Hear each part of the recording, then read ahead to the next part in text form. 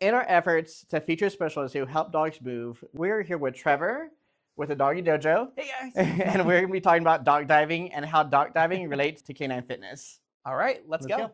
Trevor Smith is a dog trainer, specializing in obedience, agility, and dog diving.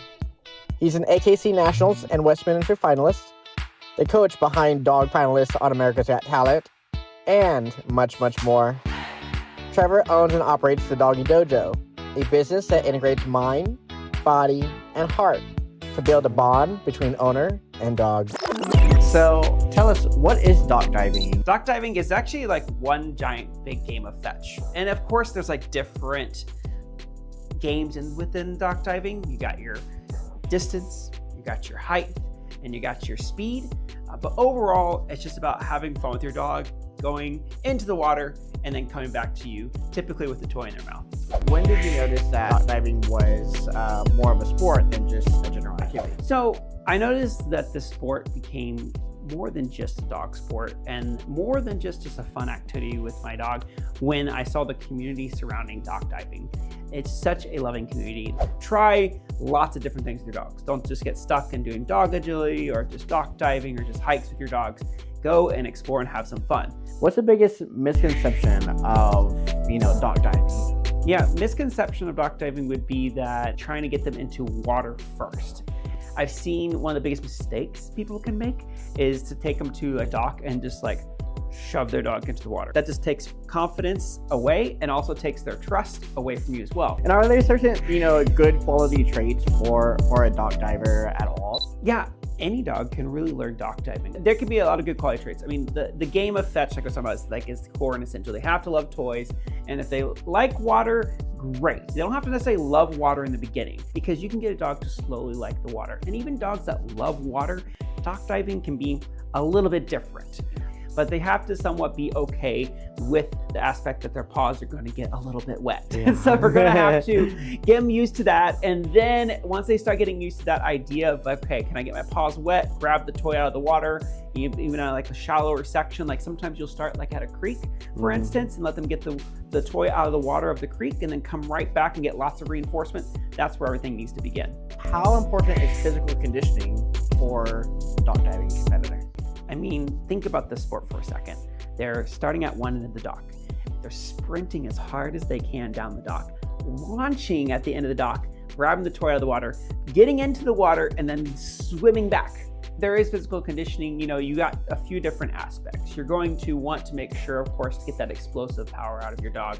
You're going to make sure that they have those good swimming muscles developed. So sometimes that's like, the rear end of the dog that we want to talk about. We want to make sure that we're developing the glutes and the leg muscles and the shoulder muscles as well as they're swimming and they're turning and maneuvering in the water. They have to have good shoulder stability. We also want to make sure that they also have good core stability too. That's going to help with the launching power, as well as making sure that when they are trying to navigate and go towards that toy, whether it's for high jump or long distance, that they can actually control their body in midair. Yeah. And then overall, you kind of want the flexibility too, because you want the dog to not necessarily hit the water super stiff. And when they hit the water, there's a special technique to make sure that they hit the water where they break the water surface just a little bit with their feet before their whole body slams into the water. Otherwise, that's where some people get some concerns. They want to make sure the dog doesn't do improper jumping or landing into the water, because that can also cause damages over time with your dog. Think about it, right? Like if you're stiff and you're not really flexible, it's gonna be really hard to reach and get as much distance as you like across the water, or height as off the dock. One of the other aspects of this that we have to, when we get deeper into the sport, is their control over where their paws are off when they launch off the dock. You don't want a dog launching off 1 to 2 feet off of the edge. Like if they're launching way too early, sometimes that makes them, of course, take distance off the pool side. And so there's a little bit of proprioception, making sure the dogs know where their paws are in space and time to be able to make sure they timing the jump just right so they get the maximum distance across the water. And typically we are wanting to do a nice arc. If we're going to get into nitty-gritty details, when they get off the dock, you don't want them, if this is the dock, to dive straight into the water. As silly as that sounds, you think it's called dock, diving. But we actually want the dog to do dock diving, where they launch themselves up into the air as high as they can, so get a nice arc across the water and then land gently on the other side. Is this activity more about speed or power? Well, of course, it could be a little bit of both. We want to make sure the dog has nice power and speed when they launch themselves off the dock, but there is a particular game where they have to go and swim as fast as they can across the water, retrieve a toy, and then swim as fast as they can across back to you, and they time how long it takes them to get the toy and come back. It's called speed retrieve. Speed retrieve, awesome. How does dock diving differ from other dog sports? So where it differs, of course, other than the aspect of them jumping into water, we actually have a different connection between handler and dog sometimes too. When, like, say for instance, dog agility, let's just take that. The handler is directing them from obstacle. Obstacle, the dog has to listen to them to go from obstacle to obstacle.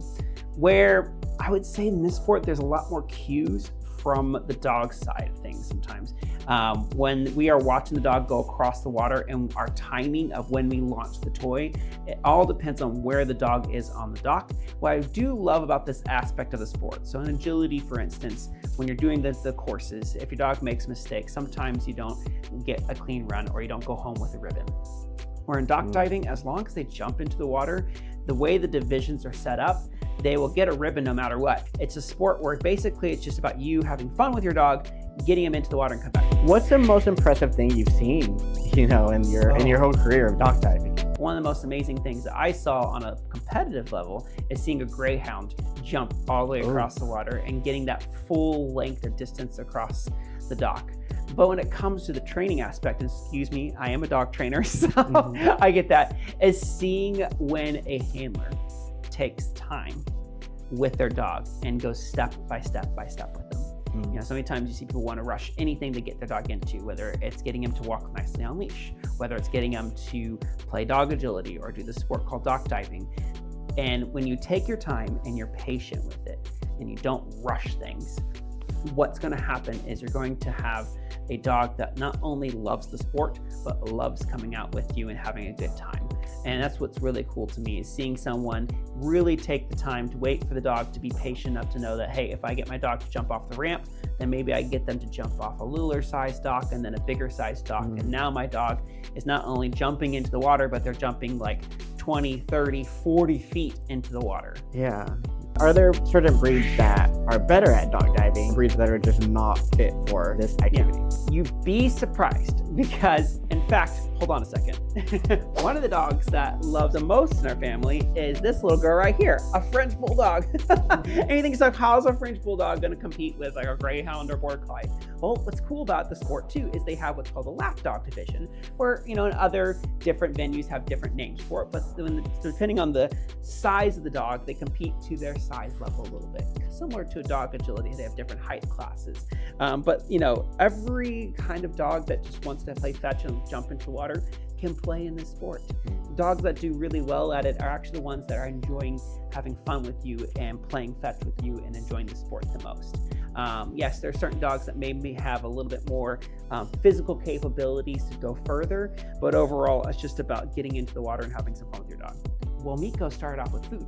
And then what we started to do is, as she developed the excitement for a ball, for instance, we started to get her to fetch the ball into the water and come back and get a treat. And then she learned to do that off the baby dock, we like to call it, a little smaller dock, then the full-scale dock diving dock. And she's now gone and she's competed and gotten some ribbons inside the sport. For anyone who's trying to improve on this activity and this skill, is there something they can do at home whenever they don't have a dog? One of the things, whether you're at a beginner's level or you're competing regularly, you really want what's called flatwork games. So there's games you can play to work on what we were talking about earlier, physical conditioning for your dog, your timing as a handler of when to throw the toy, their confidence and love to get the toy out of the air. But what we'll start to learn and do with our dogs, and this is flatwork skills you can do at home. So you don't need an expensive, trust me, expensive pool and dock to really get growing in the sport, because a lot of people that do this sport don't have a dock diving dock. And if you're lucky enough, there could be some in your area, but if they're not close in your area, you can really do a lot of great flat work or foundations to get your dog to be successful in the sport. what's the best way to get involved in the sport? The best way to get involved and get started, of course, with getting your dog used to toys, and maybe even taking your dog's toy, getting a baby pool and putting the toy in a baby pool and getting them fetch the toy out of a baby pool. Get an idea that when I put my feet into water and get a toy, I get reinforcement or have more fun, and that's part of the game. Once you have those elements, and for those that are like sitting there like, hey, my dog loves toys, loves water, what's next? Go and maybe find yourself, a creek, or maybe find yourself some water that you can do that. And if your dog loves to get in the water there, loves the creek, and you have a diving dock in your area, I highly recommend, me personally, to do one of two things. One, if you can, get with the trainer and get them to show you the ropes and show you what it looks like, and maybe give you some insight of what the competition is going to look like eventually, and see how well your dog does it. Because if you run into some walls or mistakes at the dock, you're not accidentally, giving your dog less confidence. The goal is always giving your dog more confidence every time they get to the dock, every time they're jumping into the water.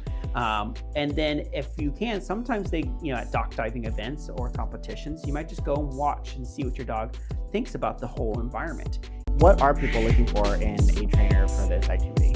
I love always advocating for the dog and what the dog wants to do. It's not necessarily about what we want, right? And that's important for any sport that you're going into. Look for a trainer that's not going to just like force your dog into the water.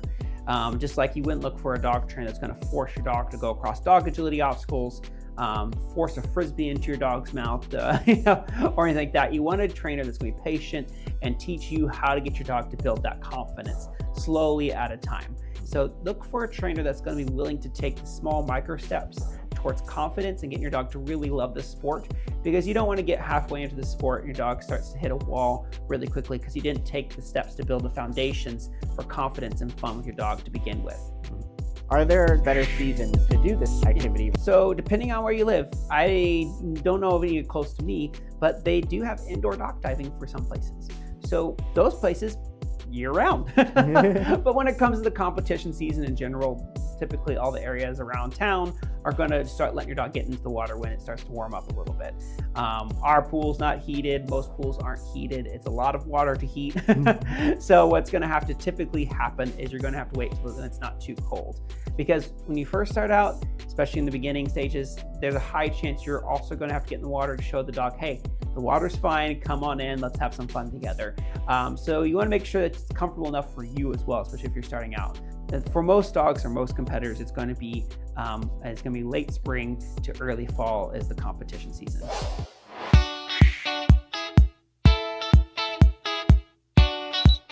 Here we have Miko. Oops, you gotta get a cookie. So if you're just starting out in the sport, one of the things you can actually do is you could get your dog just to use food. And one of the biggest games of fetch is called the search and then return or search and focus game. So you're gonna say search, toss a cookie straight out ahead. Search. Yeah, that's the toy with dock diving, and then come back and get reinforcement. Yes, good job. And then do it again just a couple times. Good search. So this is a good thing to do. If your dog doesn't have this game where they learn to go get something and come back, this is where I would begin. And sometimes people call this game cookies in the corner, because what you can do is maybe if your dog's a bit more distracted, you can use a corner. So go ahead and toss a treat into the corner, say search, and it limits where they can go. You're not going to go anywhere else. They're going to come right back to you. So this is a great game to get started and having your dog to have some fun. So this game is a real simple one. This one is your foundation. So what you're gonna do is you're gonna get Disney's attention, and like the cookies in the corner game, you're gonna throw the toy in the corner and see if he'll bring it back. He's probably gonna bring it back to me because I'm his dad, but you can go ahead and try and see if he'll do that. So okay, Disney. Do I say get it or anything? And then this time, and I'll say thank you. Thank you. Oh. This is a great start. Make sure your dog will bring the toy all the way to you. Okay. And then if your dog needs the food reinforcement, you can come in with the food after that. Need the food reinforcement, so we're okay. So the next aspect of that, like we were talking about before, like if your dog jumps into the water, jumping down towards the water, it's going to limit how far they can go. So they got to do what's called, catch the toy out of the air. Yeah. So the initial steps of that, and I'll show you real quickly. You're going to sit. Is I'll show you, and then they'll let you do it. Is you want to make sure your hands aren't covering the toy because you don't want their mouth hitting your hand. I've had people that forget this part and it's not really pretty. Yeah. So make sure, leave some room for the toy. And make sure you say, get it, and let the dog come and get the toy out of the air. At first, low enough where they can grab it and not have to jump too high. And then you raise it higher and higher and higher. And see if you can do the same thing. Okay. Bring it out, and then you're going to say, get it. And then whenever you show it to them, show it out first. This is an important aspect too. As soon as a dog sees a toy, it doesn't mean to go get the toy. You can stick the toy out, but just nice and slow so it doesn't trigger the dog, and then tell them to get it. Get it. Yeah, good Good job. job. Very nice. Good job, buddy. And so the step 2 to this, of course, is to let go of the toy and let them catch it out of midair. You're just going to toss it gently up into the air and let them get it. See if you get it the first try. Okay. This is hard skill, so if you get this, it's going to be impressive. Okay. Get it. Yeah! Good So job. good. He did so good. Steven did a great job, didn't he? And that's the aspect of you want to build up. You want to build up the fetch game. You want to build up the idea of getting a toy that's in your hand. Yeah. So ripping it out of midair, not necessarily have to go down to get the toy, up for the toy, and then catching it midair. When it's not in your hand, how to go up and grab it. How are we training the landing after that? That's the question. Right. So of course, we're not going to be doing this, like, we're not going to put our dog up like on the platform and jump off into the ground. yeah. So the landing of this, what's going to happen when you have this aspect, it's actually safer for them that when they're jumping up towards the air and they're coming down, their back 2 feet are going to hit the water first, and it's going to help them kind of dissipate or break the tension of the water before they land full force into the water. Yeah. So that's where the landing comes into play. Versus if a dog, if a dog's jumping out and they're jumping flat and they belly flop on top of the water, that's going to hurt. That will hurt. So we're going to make sure if the dog can, and they're going up for a toy, they're landing just like pencil diving almost into the water, and it breaks the water surface and it comes down.